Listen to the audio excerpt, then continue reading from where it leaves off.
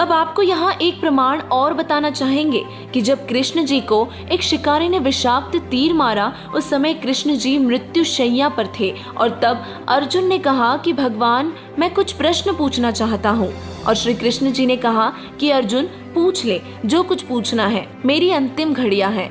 अर्जुन ने आंखों में आंसू भरकर कहा कि प्रभु, बुरा न मानना, जब आपने पवित्र गीता जी का ज्ञान कहा था उस समय मैं युद्ध करने से मना कर रहा था और आपने कहा था कि अर्जुन, तेरे दोनों हाथों में लड्डू है, यदि युद्ध में मारा गया तो स्वर्ग को प्राप्त होगा और यदि विजयी हुआ तो पृथ्वी का राज्य भोगेगा तथा तुम्हें कोई पाप भी नहीं लगेगा।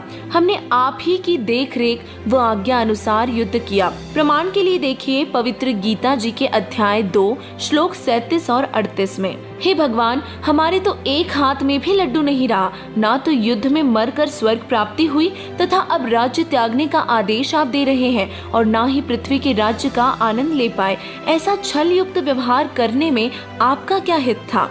अर्जुन के मुख से यह वचन सुनकर युधिष्ठिर जी ने कहा कि अर्जुन, ऐसी स्थिति में जब भगवान अंतिम श्वास गिन रहे हैं, आपका शिष्टाचार रहित व्यवहार शोभा नहीं देता। श्री कृष्ण जी ने कहा कि अर्जुन, मैं अंतिम स्थिति में हूँ और तुम मेरे अत्यंत प्रिय हो। आज वास्तविकता बताता हूँ कि कोई खलनायक जैसी और शक्ति है जो अपने को यंत्र की तरह नचाती है। मुझे कुछ मालूम नहीं है कि गीता में क्या बोला गया था, परंतु अब मैं जो कह रहा हूँ वो तुम्हारे हित में है। श्री कृष्ण जी यह वचन अश्रुयुक्त नेत्रों से कहकर प्राण त्याग गए। दर्शकों, इन सभी प्रमाणों से सिद्ध हुआ कि पवित्र गीता जी का ज्ञान श्री कृष्ण जी ने नहीं कहा, यह तो ब्रह्म अर्थात ज्योति निरंजन काल ने बोला है, जो 21 ब्रह्मांडों का स्वामी है और जिसे काल कहते हैं। दर्शकों, हम भी इस सच्चाई से वंचित ही रह जाते यदि हमें गीता जी में बताए गए तत्वदर्शी संत के सत्संग प्रवचन न मिलते, और वो महापुरुष कोई और नहीं बल्कि